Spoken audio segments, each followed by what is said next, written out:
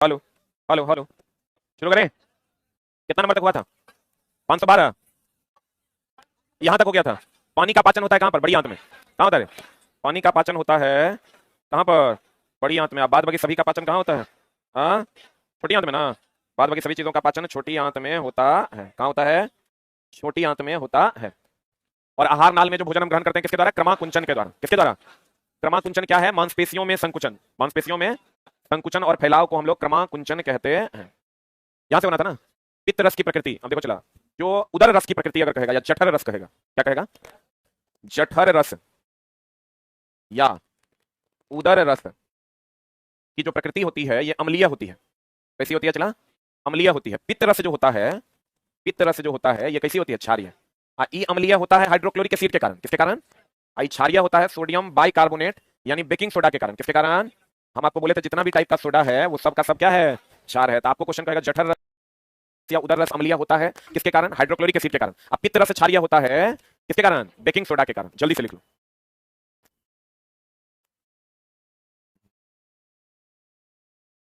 जठर रस या उदर रस कैसा होता है? अम्लीय है। अब पित्त रस कैसा होता है? क्षारीय।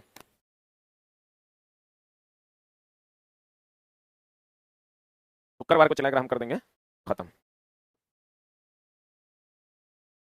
हम तो सोचे थे 3 या 4 दिन चलेगा, बहुत ही लंबा हो गया। खाली पढ़ देंगे तब एक दिन में हो जाएगा। लेकिन चलो मामला ये है कि उसके इर्द गिर्द का क्वेश्चन भी तुमको बताते रहे कि दोनों अगर क्वेश्चन रहेगा तो तुम बहुत आसानी से बना पाओगे। जठर रस कैसा होता है? अम्लीय है। लगभग 5.5 के आसपास पीएच होता है। अरे मुख कैसा होता है? मुंह कैसा होता है? मुंह कैसा होता है? अम्लीय है। लेकिन एनामेल कैसा होता है? एनामेल कैसा होता है? एनामेल और टूथपेस्ट कैसा होता है? क्षारीय होता है। इनामेल और टूथपेस्ट कैसा होता है? क्षारीय। इससे ज्यादा तो क्वेश्चन अटपट इसमें है नहीं। हो गया। इनामेल और टूथपेस्ट कैसा होता है? क्षारीय। जठर रस उदर रस कैसा होगा? अम्लीय। पित्त रस कैसा होगा? क्षारीय। मुंह कैसा होगा? अम्लीय। सही है ना? ये सब तो जानवे करता है, नींबू में साइट्रिक एसिड होता है और क्या है, विनेगर में एसिटिक एसिड होता है, ये सब जानता है ना। हाँ, ये ओल बकरी तो तुम ऑलरेडी जानता है। अब आ जाओ हेने। देखो चला, एक होता है ग्लाइकोलाइसिस। क्या होता है? क्या होता है? ग्लाइकोलाइसिस का नाम सुने हो? ग्लाइकोलाइसिस में ग्लूकोज जो है वो पाइरुवेट में बदलता है। हेडिंग दो ग्लाइकोलाइसिस। ग्लाइकोलाइसिस, ग्लाइकोलाइसिस में क्या होता है? ग्लूकोज यानी C6H12 C6H12O6 जो है वो बदल जाता है पाइरुवेट में। किसमें बदल जाता है? पाइरुवेट में बदल जाता है। पाइरुवेट बोले तो C3H3O3।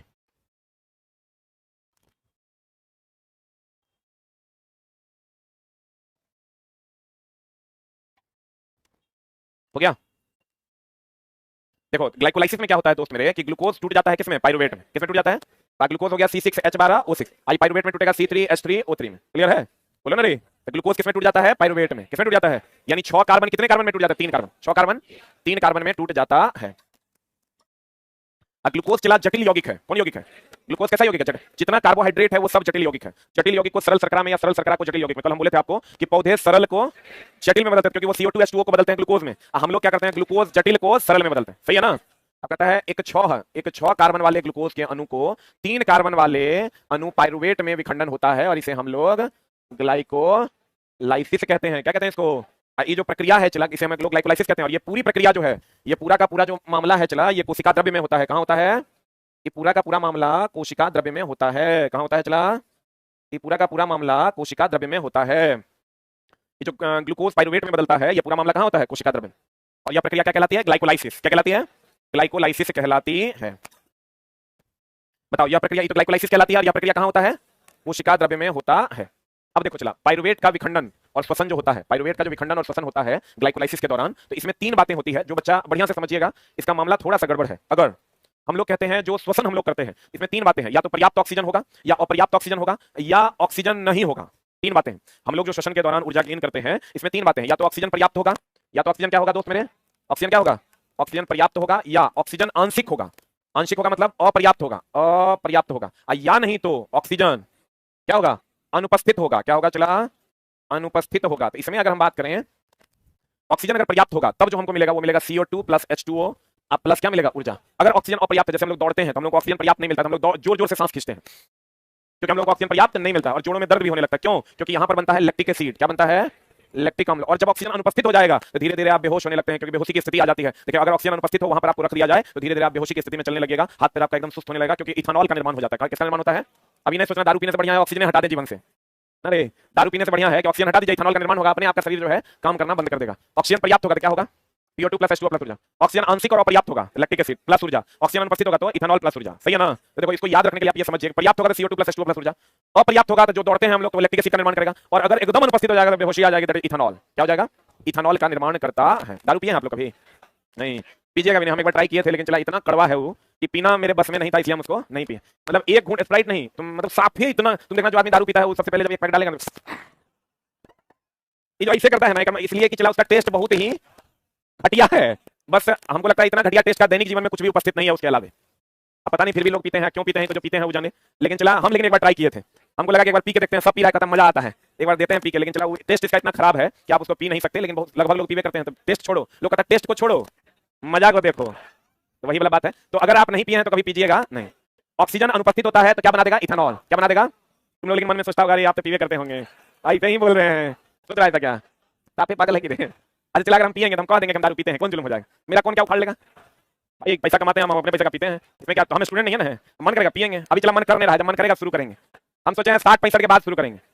65 के बाद करने से फायदा ये होगा, कैंसर होगा हमारा, क्या डॉक्टर कैंसर हो गया, हम कहेंगे समय पूरे होने दो, जितना दिन होता है एकदम चलाई सब घटिया काम नहीं करना है। गुटखा कितना लोग खैनी कितना नहीं खाता, मैंने विद्या कसम हाथ खड़ा कर दो, क्या खाता है खैनी?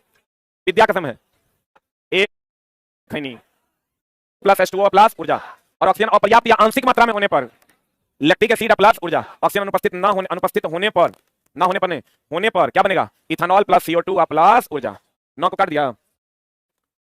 अब देखो चला एटीपी का नाम सुने हो ना, एडिनोसाइन ट्राइफॉस्फेट। एटीपी की अगर हम बात करें, एडिनोसाइन ट्राइफॉस्फेट, यही ना रे, इसको हम लोग ऊर्जा मुद्रा भी कहते हैं। क्या कहते हैं इसको? ऊर्जा मुद्रा भी कहते हैं। एटीपी का निर्माण कहाँ होता है? माइटोकॉन्ड्रिया में। कहाँ होता है? एटीपी का निर्माण माइटोकॉन्ड्रिया में होता है, और एटीपी को ऊर्जा मुद्रा भी कहते हैं। एटीपी का निर्माण कहाँ होता है? कहाँ होता है? माइटोकॉन्ड्रिया में होता है, एडिनोसाइन ट्राइफॉस्फेट। और इसको हम लोग क्या कहते हैं, चला ऊर्जा मुद्रा। क्या कहते हैं इसको? ऊर्जा मुद्रा कहते हैं। एक एटीपी के श्वसन से 30.5 किलो जूल पर मोल ऊर्जा की प्राप्ति होती है। याद रखना होगा, हमारे शरीर में जो वसा है वो 1 कैलोरी अगर जलेगा, 1 कैलोरी अगर हमारे शरीर में ऊर्जा का काम होगा तो एक वसा में 9.2 कैलोरी पर ग्राम ऊर्जा होता है। कितना? 9.2 कैलोरी पर ग्राम। अगर आपको कहेगा 1 एटीपी श्वसन होगा तो कितना किलो जूल पर मोल निकलेगा? 30.5 किलो जूल पर मोल ऊर्जा मिलता है। अब देखो चला क्वेश्चन आता है कि पौधों में, इसमें चला पौधों में हम आपको पीछे भी बताए थे कि परासरण विधि द्वारा क्या होता है, खनिज का संचरण होता है। किसके द्वारा? परासरण विधि द्वारा ही ना पानी का संवहन करते हैं हम लोग।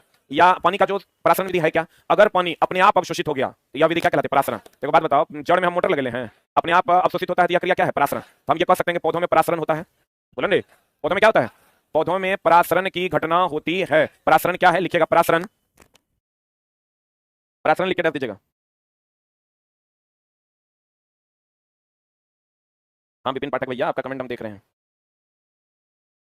लिखे लिखे हो क्या? लिखे पौधों में परासरण विधि द्वारा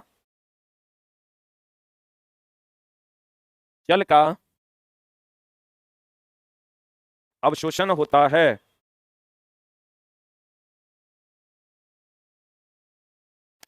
पौधों में कौन विधि द्वारा चला?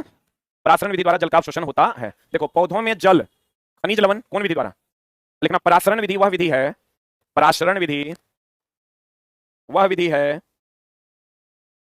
परासरण विधि वह विधि है जहां द्रव एक जगह से दूसरे जगह, जहां द्रव एक जगह से दूसरे जगह अपने आप पहुंच जाते हैं, अपने आप पहुंच जाते हैं। जहां द्रव एक जगह से दूसरे जगह अपने आप पहुंच जाते हैं। तो खनिज लवण भी चला द्रव्य के रूप में होता है। यह क्रिया केशिका क्रिया है कि कोशिका क्रिया है? केशिका क्रिया। कहता है पौधों में जल खनिज लवण परासरण विधि द्वारा तथा CO2 और O2 का विनिमय कौन विधि द्वारा? गैसों को का विनिमय, विनिमय का मतलब होता है इंटरचेंज, विनिमय का मतलब इंटरचेंज करना, विनिमय का मतलब इंटरचेंज का मतलब हुआ चला कार्बन डाइऑक्साइड लेना और ऑक्सीजन देना। तो यह कौन विधि है? विसरण। ये कौन विधि है? तो कहते हैं गैसों का इंटरचेंज विसरण विधि द्वारा होता है, जबकि जल और खनिज लवण का जो आदान प्रदान होता है किस विधि द्वारा? परासरण विधि। कभी कोई क्वेश्चन आता है चला प्लोएम जो है किसका संचरण करता है? खनिज का ना। लेकिन आप याद रखिए खनिज और एमिनो एसिड का, खनिज और किसका? Amino acid. लड़का मार देता है खनिज, लेकिन आप ऑप्शन में थोड़ा सा गड़बड़ी कर दिया, सब जानता है जाइलम जल का प्लोएम खनिज का, जाइलम जल का प्लोएम खनिज का। तुमको क्वेश्चन देगा प्लोएम किसका संचरण करता है, अगर दे देगा प्लोएम किसका संचरण करता है तो एक ऑप्शन खनिज रहेगा, एक ऑप्शन खनिज और एमिनो एसिड रहेगा, तो वही मारना। बोलेंगे खनिज और क्या? Amino acid. खनिज और क्या? खनिज और क्या? Amino acid. खनिज और एमिनो एसिड। अब बताओ तो हमने कहा जल और खनिज लवण का संचरण कौन विधि द्वारा? परासरण विधि द्वारा। कौन विधि द्वारा? गैसों का इंटरचेंज होता है विसरण विधि द्वारा। कौन विधि द्वारा? विसरण विधि द्वारा। कहते हैं जलीय जीव का श्वसन दर। अब देखो चला, एक चीज हमेशा ध्यान रखना, जलीय जीव जो होते हैं, कौन जीव जो होते हैं, जलीय जीव का श्वसन दर अधिक होता है। श्वसन दर की अगर बात करोगे, श्वसन दर की अगर बात करोगे तो जलीय जीव का अधिक होता है, जलीय जीव का अधिक होता है स्थलीय जीव की तुलना में। जलीय जीव का अधिक होता है स्थलीय जीव की तुलना में। ध्यान दीजिएगा, पौधों में श्वसन दर जो होता है जलीय जीव में ज्यादा होता है और स्थलीय जीव में कम। जलीय जीव में चूंकि वो जल से ही ऑक्सीजन ग्रहण कर लेता है, इसलिए ऑक्सीजन की यहाँ पर चूंकि श्वसन दर अधिक होता है, यहाँ ऑक्सीजन की कमी होती है, यहाँ ऑक्सीजन की क्या होती है, कमी, और यहाँ ऑक्सीजन की अधिकता होती है। तो पृथ्वी पर जो स्थल पर ऑक्सीजन कितना प्रतिशत है, कितना प्रतिशत, 21% है, और यहाँ बहुत कम प्रतिशत में होता है, फिक्स नहीं कर सकते। अगर कहीं पर शुद्ध जल है तो हम लोग कहते हैं बायोलॉजिकली ऑक्सीजन डिमांड एक पैरामीटर है, बीओडी, नाम सुने हो, एक पैरामीटर है चला बीओडी, बायोलॉजिकल ऑक्सीजन डिमांड। क्या होता है चला, बायोलॉजिकल ऑक्सीजन डिमांड, जिसको हम लोग क्या कहते हैं, बीओडी। ये वो चीज ध्यान रखना, शुद्ध जल अगर है तो शुद्ध जल है का मतलब समझ लो कि ऑक्सीजन अधिक है, बोले तो बताओ जगह में ऑक्सीजन अधिक होगा तो बायोलॉजिकली ऑक्सीजन डिमांड जो होगा वो क्या होगा, कम।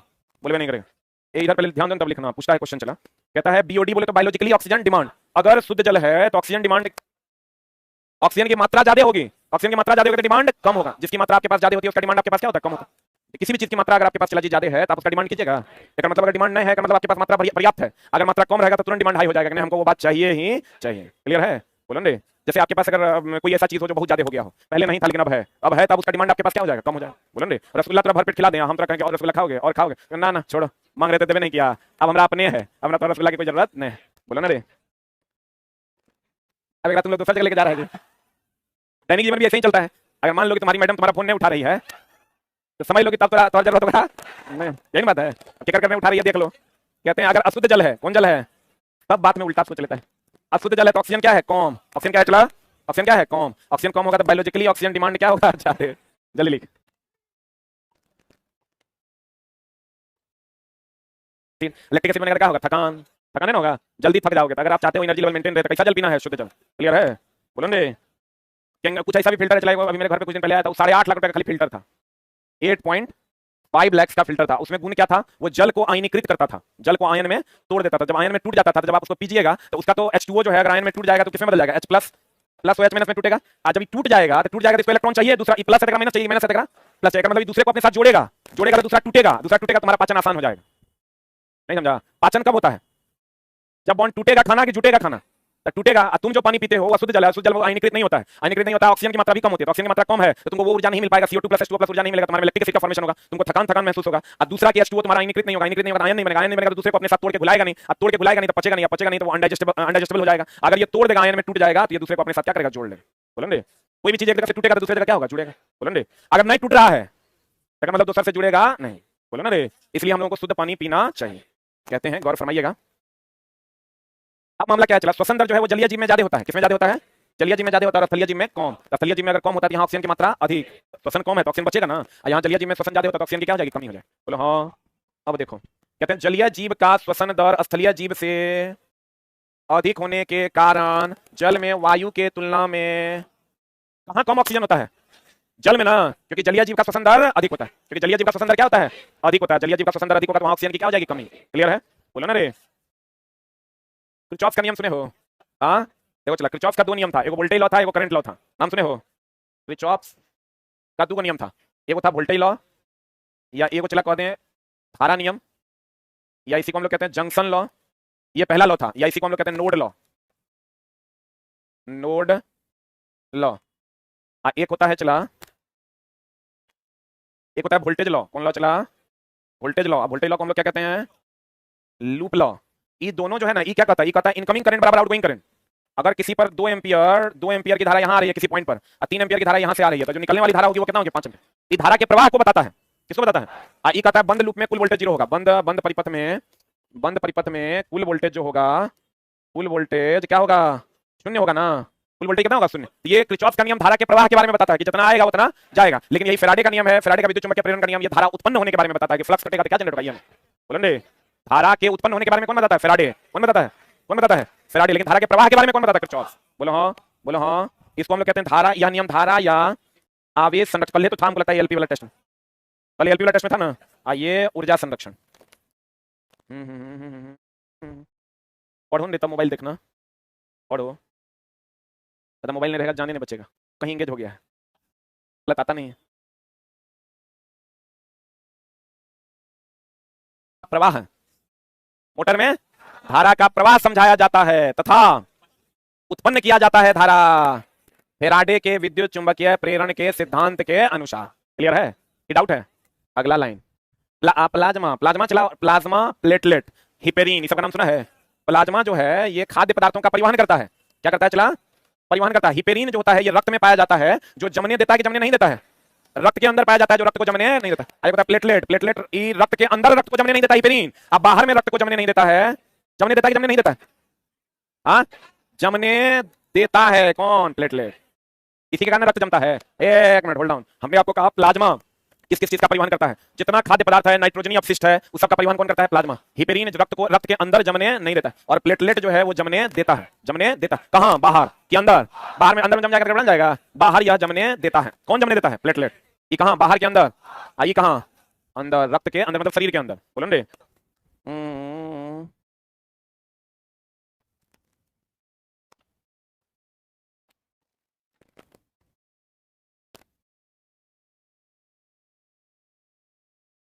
हो गया? अरे हुआ? अरे हुआ? अब देखो, कहता है प्लाज्मा भोजन CO2 तथा नाइट्रोजनी उपस्थित का, नाइट्रोजनी अपशिष्ट का, नाइट्रोजनी अपशिष्ट का क्या करता है? वहन करता है। किसका? किसका? भोजन का, CO2 का, और किसका? नाइट्रोजनी अपशिष्ट का क्या करता है? वहन करता है। लसिका का नाम सुना है रे? चिपचिपा पदार्थ होता है। लसिका क्या है? एक चिपचिपा पदार्थ होता है जो वसा का वहन करता है। किसका वहन करता है? लसिका एक चिपचिपा पदार्थ। टेस्ट वगैरह करने के लिए हम लोग इसी का उपयोग करते हैं, सफेद कलर का। कभी ऐसा हुआ होगा कट खुट के जाता है तो वो चिपचिपा द्रव निकलता है, तो उसको हम लोग लसिका कहते हैं। टेस्टिंग में भी हम लोग उसी का उपयोग करते हैं। रक्त का भाग है, या किसका वहन करता है? वसा का। किसका वहन करता है? इसलिए देखना तेल जैसा चिपचिपा रहता है। तेल जैसा चिपचिपा नहीं रहता है, क्योंकि वसा भी तो फैट है ना, है तो फैट है, तो कहते हैं लसिका एक चिपचिपा पदार्थ है जो पाचित वसा का क्या करता है? वहन करता है। एनसीईआरटी का डायरेक्ट क्वेश्चन आपको मिलेगा। हृदय कौन सा अंग है? अस्थि है उसमें कि पेशी है? पेशी मतलब मांसपेशी है, हड्डी न है। तो हृदय कहता है एक पेशिया अंग है जो हमारे किसके आकार का होता है? मुट्ठी का। एड्रीनलिन ग्लैंड यहीं से ना ऑपरेट होता है। कहां से? हृदय से। कहां से? एड्रीनलिन ग्लैंड जो होता है, जिसको हम लोग एड्रीनलिन हार्मोन देता है, लरो या उरो हार्मोन कहते हैं उसको, उसका संबंध कहां से है? हृदय से। कहां से है? इसका आकार कितना बड़ा होता है? मुट्ठी के आकार। कितना बड़ा होता है? मुट्ठी के आकार का होता है। एक सामान्य मनुष्य के रक्तदाब का तो सबको पता होगा, सिस्टोलिक डायस्टोलिक। बोलो ना रे, ये हो गया चला सिस्टोलिक। लेकिन तुम लोग हिंदी ऑप्शन चूज करेगा तो वहां देगा प्रकुंचन, अनुशीतलन बोले तो डायस्टोलिक। बोलो रे, सिस्टोलिक कितना? 120, डायस्टोलिक कितना? 80। ये सामान्य मनुष्य का है। अब एक बात बताओ चला, मछली में और हम लोगों में क्या अंतर है? मछली में एक ही परिसंचरण तंत्र है, उसमें चला शुद्ध अशुद्ध रक्त एक में बहता है। हम लोगों में लेकिन वो सिरा है, एक धमनी है। सिरा में शुद्ध क्या? शुद्ध। सिरा में अशुद्ध रक्त जाता है, धमनी में शुद्ध रक्त जाता है ना। हम लोगों के पास दो प्रकार की सिराएं, एक सिरा है और दूसरा क्या है? धमनी। तो सिरा में अशुद्ध रक्त का वहन होता है और धमनी में शुद्ध रक्त का। बोलो ना रे। तो लेकिन मछली में ऐसा नहीं होता, उसमें खुला परिसंचरण तंत्र होता है, उसमें शुद्ध अशुद्ध एक में बहता है। बोलो रे, आपको कह देगा मछली के अलावे सब में दो पार्ट होता है, एक धमनी, एक सिरा। एक से शुद्ध रक्त जाता है, एक से अशुद्ध रक्त। लेकिन चला बात मछली में क्या होता है? एक ही परिसंचरण तंत्र होता है, शुद्ध भी उसी से जाता है, अशुद्ध भी उसी से जाता है। तो कहते हैं मछली में एकल रक्त परिसंचरण तंत्र, जबकि अन्य केसरुकी में दोहरा। लिख लेना, मछली में शुद्ध और अशुद्ध, मछली में शुद्ध और अशुद्ध रक्त, मछली में शुद्ध और अशुद्ध रक्त एक ही परिसंचरण तंत्र में होता है, एक ही परिसंचरण तंत्र में होता है, एक ही परिसंचरण तंत्र में होता है। अभी तुरंत बताए, बताओ प्लेटलेट शरीर से बाहर रक्त का थक्का बनाता है कि अंदर? हिपेरिन शरीर के अंदर रक्त जमने नहीं देता। बताइए देना, ये जब कट खुट जाता है तब जो थक्का बनाएगा कौन बनाएगा? प्लेटलेट। और शरीर के अंदर जो रक्त आपका जमेगा नहीं, किसके कारण? किसके कारण?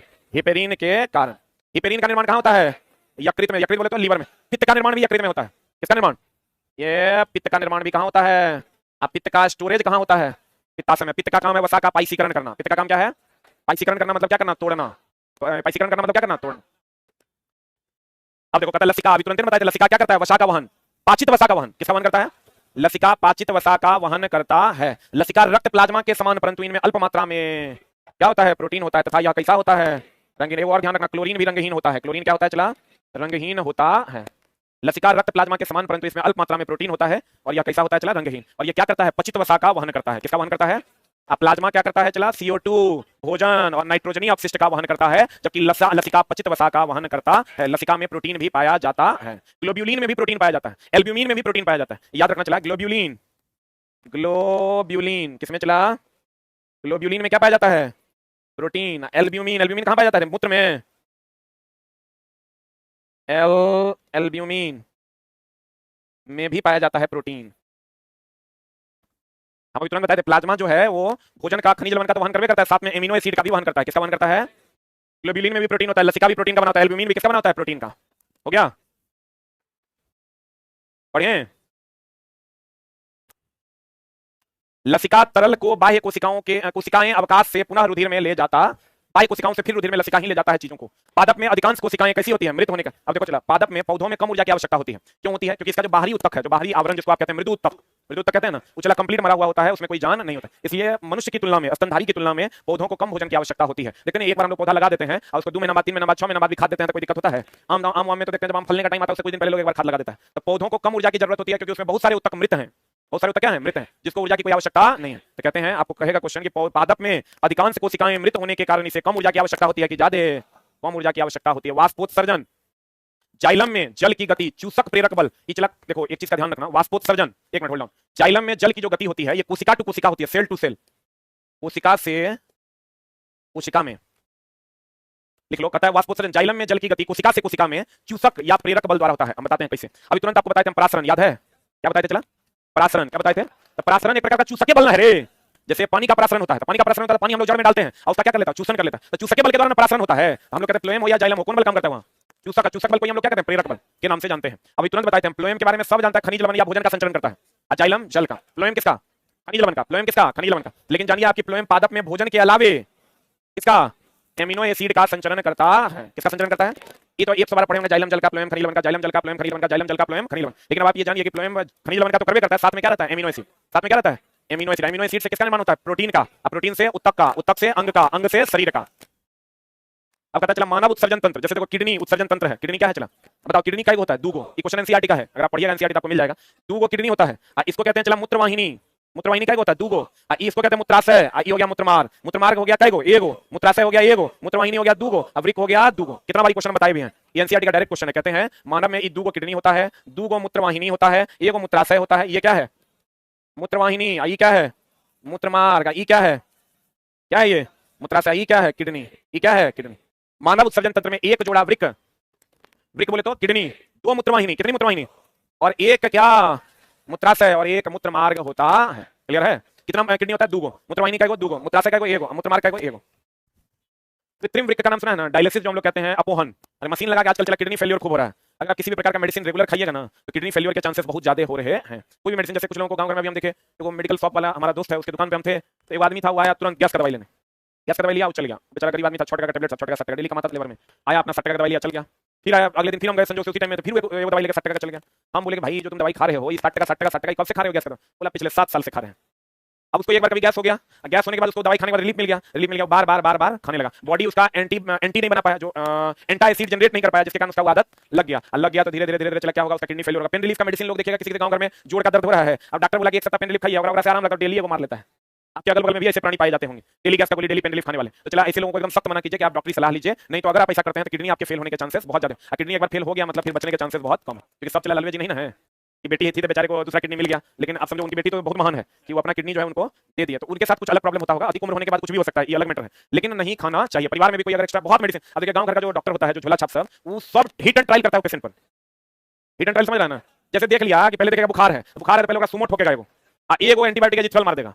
ठीक है, कोरोना के टाइम में देख लिया एंटीबायोटिक खूब काम करता है, अभी सब एजिथ्रल खा रहा है, एजिथ्रल मार दिया, अब देखा नहीं ठीक हो रहा है, कहा चलो एजिथ्रल का सुइया मारो, फिर उग्रोस नहीं ठीक हो रहा, कहा मलेरिया के लक्षण है, मारो तो मलेरिया की दवाई, फिर उग्रोस ठीक नहीं हुआ, कहना लंबा खिंच रहा है, टाइफाइड है, फिर मारो उग्रो दवाई, साला बुखार अपने ठीक हो जाता है उतना दिन में, जितना दिन वो हिट एंड ट्रायल मार रहा है। जैसे गांव का बिजली मिस्त्री जो रहता है, वो जो तुम लेके चल जाओ कोई मदरबोर्ड ठीक करवाएंगे, मोबाइल लेके चल जाओ, फलना चिलना, वो हिट एंड ट्रायल मारता है, यहाँ से चला, वो इतना माथा पेची करते रहता है, कभी उसके पास जाना, गांव का बिजली मिस्त्री के पास, हम गए आयरन लेके ठीक करवाने के लिए, बहुत दिन पहले की बात करता है, वैसे ठीक कर रहा था, आंख में लगा, हमने तो देखो नहीं किया, हम कह रहे हैं आयरन खराब है, अब क्या कर रहा है, चला, कहते हैं अगर आप डायलिसिस करते हैं तो डायलिसिस में अपोहन कहते हैं इसको हिंदी में, बहुत लोगों का चला भी किडनी फेलियर हो रहा है, उसका कारण यही है, अधिक पानी पीने से भी किडनी फेलियर होगा, कम से भी होगा, इसलिए पर्याप्त मात्रा में पिए, अधिक ना कम पिए। कृत्रिम वृक्क हो गया डायलिसिस। कृत्रिम वृक्क क्या है? डायलिसिस। अब जाइएगा हम एक बार डायलिसिस देखें, चला उसमें कुछ नहीं होता, तुम्हारा किडनी काम नहीं कर रहा है, तुम्हारा किडनी यूरिया को छान नहीं पा रहा है, किडनी लेवल बढ़ जाएगा, तो क्या करेगा, रक्त को किडनी में जो जा रहा है वहीं से निकाल के मशीन में डाल देगा, अब मशीन में डाल के शुद्ध करेगा, शुद्ध करके तब शरीर में डाल देगा, तो डाल देगा, इसी को हम लोग कहते हैं डायलिसिस। क्या कहते हैं इसको? तो देखो किडनी में अगर होगा ये तो रक्त में बहुत सारी चीजों का वो अवशोषण करता है, लेकिन मशीन करेगा क्या? मशीन करेगा नहीं करेगा, क्योंकि कहते हैं कृत्रिम वृक्क, ये कृत्रिम वृक्क अपोहन जिसको हम डायलिसिस कहते हैं में मूत्र का पुनः अवशोषण नहीं होता है, सिर्फ वो क्या करता है, छानता है। डायलिसिस में कहेगा छानता है कि अवशोषण करता है, तो कहेंगे केवल क्या करता है, छानता है। केवल क्या करता है, छानता। किडनी छानता भी है, अवशोषण भी करता है। क्लियर है? तो कृत्रिम डायलिसिस हो गया तुम्हारा अपोहन। पौधों में, इसको चला काट दो, फालतू का लाइन। सूचना को एकत्रित तंत्रिका कोशिका के, डेंड्राइड का नाम सुना है? अरे डेंड्राइड का नाम सुना है? किसके द्वारा क्या आता है? डेंड्राइड है, डेंड्राइड। तो चला एक बार सिनेप्स, सिनेप्स का नाम सुना है? न्यूरॉन्स के बीच का जो गैप होता है उसी को क्या कहते हैं, सिनेप्स। कहते हैं सूचना को एकत्रित तंत्रिका कोशिका के डेंड्राइड द्वारा किया जाता है। यही है डेंड्राइड, द्रुमिका जिसको कहते हैं।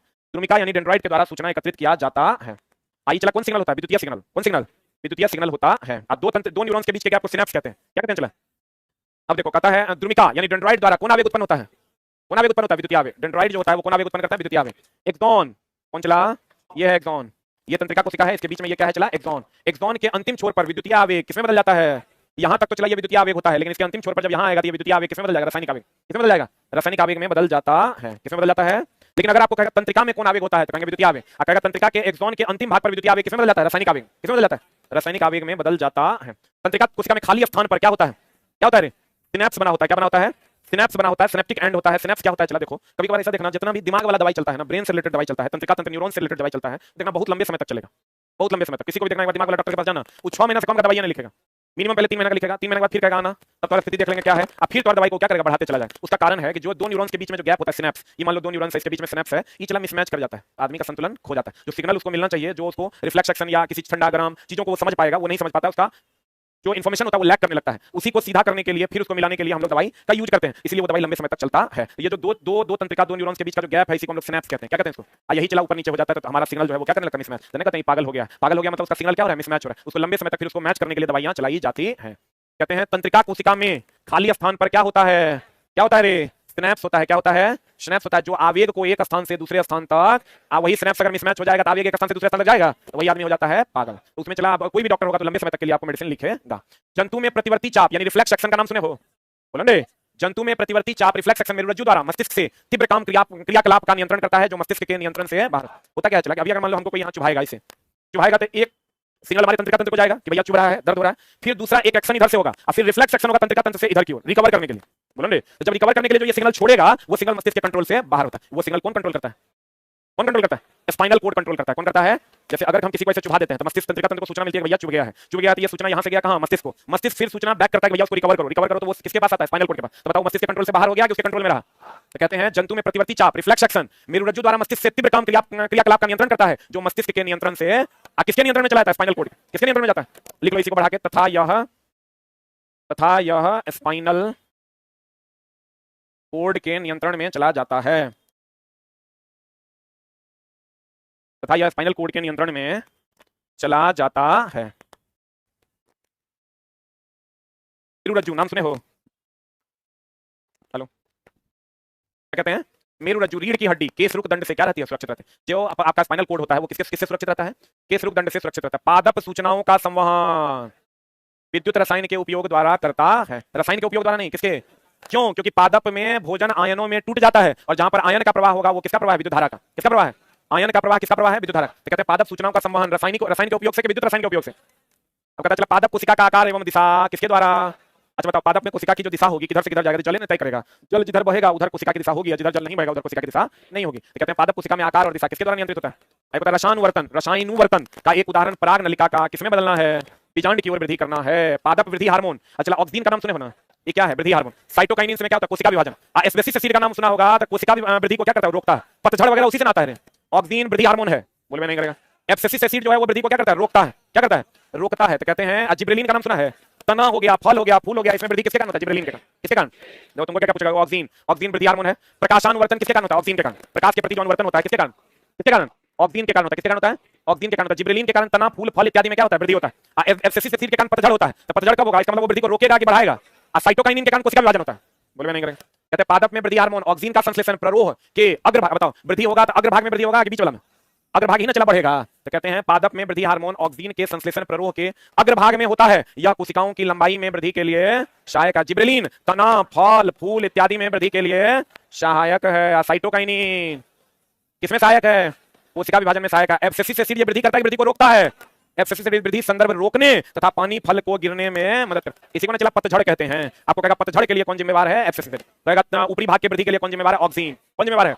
ऑक्सीन, तना फल फूल के वृद्धि के लिए जिब्रेलिन, कोशिका विभाजन के लिए साइटोकाइनिन, साइटोकाइनिन किसके लिए, कोशिका विभाजन के लिए, एब्सिसिस एसिड किसके लिए, पतझड़ के लिए, कहेगा फल जो है झड़ के गिर जाता है किसके कारण, एब्सिसिस एसिड के कारण। अब पौधों में आंतरिक वृद्धि के लिए ऑक्सीन तथा बाह्य बाहरी वृद्धि के लिए कौन, जिब्रेलिन, तना वगैरह जो मोटाएगा किसके कारण, जिब्रेलिन के, किसके कारण, एड्रेनलिन का भी तुरंत बताया था किससे संबंध है, हृदय से, इसी को चला लड़ो या उड़ो हार्मोन निकलता है, एड्रेनल ग्लैंड से एड्रेनलिन निकलता है जो लड़ो या उड़ो हार्मोन, इसी से सेक्स हार्मोन भी निकलता है, कौन हार्मोन निकलता है, तो कहते हैं चला एड्रेनलिन हृदय का समन्वय एवं नियंत्रण का काम करता कौन, कौन, एड्रेनलिन। अब टू ग्रंथि तो सबको पता होगा, आयोडीन, बोलेंगे अब टू ग्रंथि टेडपोल की वृद्धि के लिए क्या जरूरी है, आयोडीन, पढ़ाए हैं पीछे, अब सबको पता होगा। अब टू ग्रंथि जो है थायरॉक्सिन हार्मोन बनाने के लिए किसकी आवश्यकता है, ऐसे भी चला थायरॉक्सिन मतलब आयोडीन, थायरॉक्सिन मतलब आयोडीन, यह हार्मोन कौन हार्मोन, थायरॉक्सिन, यह हार्मोन मतलब यह हार्मोन सभी प्रकार के उपापचय की क्रिया में मदद करता है, उपापचय मतलब एक लाइन में समझिए पाचन में मदद करता है, लिख लो थायरॉक्सिन हार्मोन पाचन तो एंजाइम करता है लेकिन पाचन में क्या करता है, मदद करता है, इसी को हम उपापचय की क्रिया कहते हैं, पाचन में मदद करता है। यह हार्मोन मतलब थायरॉक्सिन हार्मोन किसमें मदद करता है, पाचन में, यह हार्मोन मतलब कौन हार्मोन, थायरॉक्सिन, थायरॉक्सिन हार्मोन पाचन में मदद करता है अर्थात उपापचय की क्रिया में क्या करता है, मदद करता है। ये तो पता होगा चला नर में टेस्टोस्टेरोन और मादा में एस्ट्रोजन, लेकिन चला क्वेश्चन आता है कि नर का जो टेस्टोस्टेरोन से जो निकलता है शुक्राणु, ये गतिज है कि स्थितिक है, शुक्राणु गतिज होता है, शुक्राणु हम छोड़ा जाता है रे, तो शुक्राणु छोड़ा जाता है, शुक्राणु क्या है, गतिज है, अंडाणु तो अस्थिर में रहता है, शुक्राणु उस पर जाकर मिलता है और तब आपका भ्रूण का निर्माण होता है। आपको कहेगा कौन गतिज होता है, कौन, शुक्राणु, कौन गतिज होता है, शुक्राणु गतिज होता है। एक बात पता चला, पूरे शरीर का इंफॉर्मेशन कहां पर उपलब्ध होता है, डीएनए में, इसलिए सबका डीएनए अलग अलग है, लड़का है कि लड़की है कि कुत्ता है कि बिलाई है, कितना उम्र है की है न है, इस सबका इंफॉर्मेशन कहां रहता है, डीएनए, और सबका डीएनए क्या होता है, अलग, एक जीव का दूसरे जीव से डीएनए कभी मिलता नहीं, तो कहते हैं चला गौर फरमाइएगा, कोशिका के केंद्रक के डीएनए में प्रोटीन संश्लेषण हेतु सूचना, सभी प्रकार की सूचनाएं कहां निहित होती है, डीएनए, कहां निहित होती है, डीएनए में निहित होती है। एक कोशिकीय जीवों में कोशिका विभाजन अथवा विखंडन द्वारा नए जीवों की उत्पत्ति होती है। एक कोशिकीय जीव का एग्जांपल बताओ, अमीबा, अमीबा ना, तो बताओ इसमें कोशिका विभाजन के द्वारा नया जीव बनता है, और इसी में चला मुकुलन भी होता है, क्या होता है, मुकुलन कहते हैं। कालाजार रोगाणु कौन है, लिस्मानिया प्लेनेरिया में क्या होता है, द्विविखंडन, कालाजार लिस्मेनिया रोगाणु के द्वारा होता है। मलेरिया परजीवी कौन है, प्लाज्मोडियम में जनन किसके द्वारा होता है, बहुविखंडन विधि, किसके द्वारा, बहुविखंडन विधि द्वारा होता है। विशेष कार्य हेतु विशिष्ट कोशिकाएं संगठित होकर उत्तक का निर्माण करती है, सबको पता होगा, कोशिका से ही ना उत्तक बनता है, बेसिक यूनिट शरीर का क्या है, कोशिका, और उसी से कोशिका से क्या बनता है, उत्तक, उत्तक से क्या बनता है, अंग, अंग से क्या बनता है, शरीर। विभिन्न प्रकार की कोशिकाएं विशिष्ट कार्य के लिए दक्ष होती है, अलग अलग प्रकार की कोशिका अलग अलग कार्य के लिए दक्ष होती है। हाइड्रा कौन चला, प्लेनेरिया ईस्ट में रीजनरेशन द्वारा, एक मिनट होल्ड ऑन, बताओ चला हाइड्रा में इसको काट दोगे तो फिर नया आएगा कि नहीं, नहीं आएगा। हाइड्रा में प्लेनेरिया में ईस्ट में रीजनरेशन द्वारा जनन होता है, किसके द्वारा जनन होता है, इसको काट दीजिए फिर से नया बन जाएगा, इसको हम लोग कहते हैं रीजनरेशन। हाइड्रा प्लेनेरिया और किसमें, ईस्ट में। अच्छा ईस्ट के बारे में जान लीजिए, हम लोग जो किण्वन विधि अपनाते हैं, तो किण्वन विधि में हम लोग कहते हैं ना कि ग्लूकोज C6H12O6 जाइमेज एंजाइम की उपस्थिति में, किसकी उपस्थिति में, या किसकी उपस्थिति में, ईस्ट की उपस्थिति में क्या बना देता है, ethyl alcohol plus CO2 plus H2O। जल्दी से लिख लो,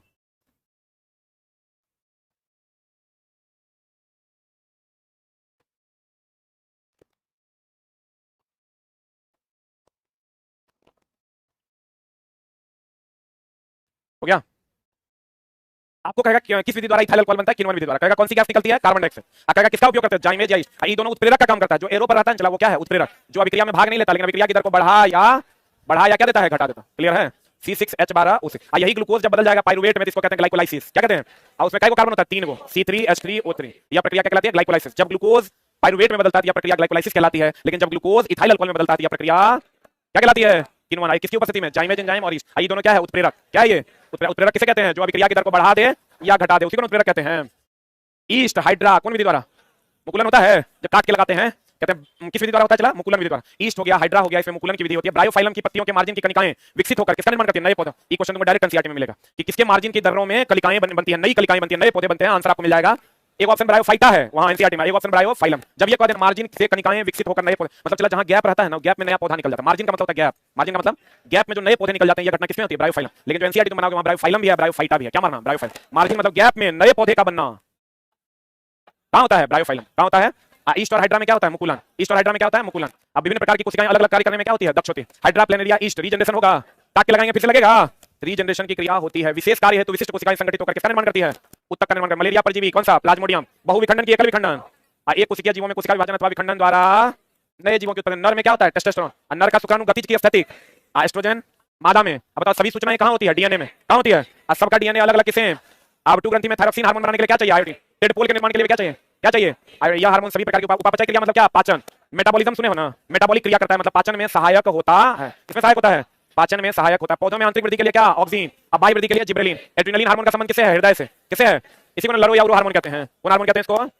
साइटोकाइनिन क्या करता है? कोशिका विभाजन। अब पतझड़ के लिए एस्पेसिस एसिड, अब वृद्धि के लिए ऑक्सीन, अब तना के वृद्धि के लिए जिबरेलिन, तना के मोटापे के लिए क्या? जिबरेलिन। पादप में वृद्धि कहां होता है? टिप पे ना। जिबरेलिन तना, फल और फूल में मोटापा लाता है। पादप कोशिका का आकार और दिशा किसके द्वारा? जल। बताओ, जल जो हम लोग अवशोषित करते हैं, पादप जो अवशोषित करता है वो प्रक्रिया परासरण है, और गैसों का जो विनिमय करता है वो है विसरण। क्या है वो?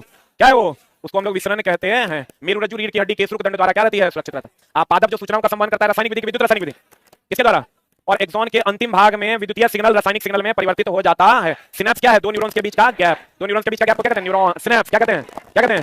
साइटोकाइनिन क्या करता है? कोशिका विभाजन। जिबरेलिन क्या करता है? मोटाता है। ऑक्सीन क्या करता है? वृद्धि करता है। एस्पेसिस एसिड क्या करता है? पतझड़ में। एस्पेसिस एसिड किसमें? पतझड़ में। पतझड़ किसके कारण? एस्पेसिस एसिड के कारण। और फल गिर जाते हैं किसके कारण? पत्ते झड़ जाते हैं किसके कारण? एस्पेसिस एसिड के कारण। क्लियर है? Thank you very much.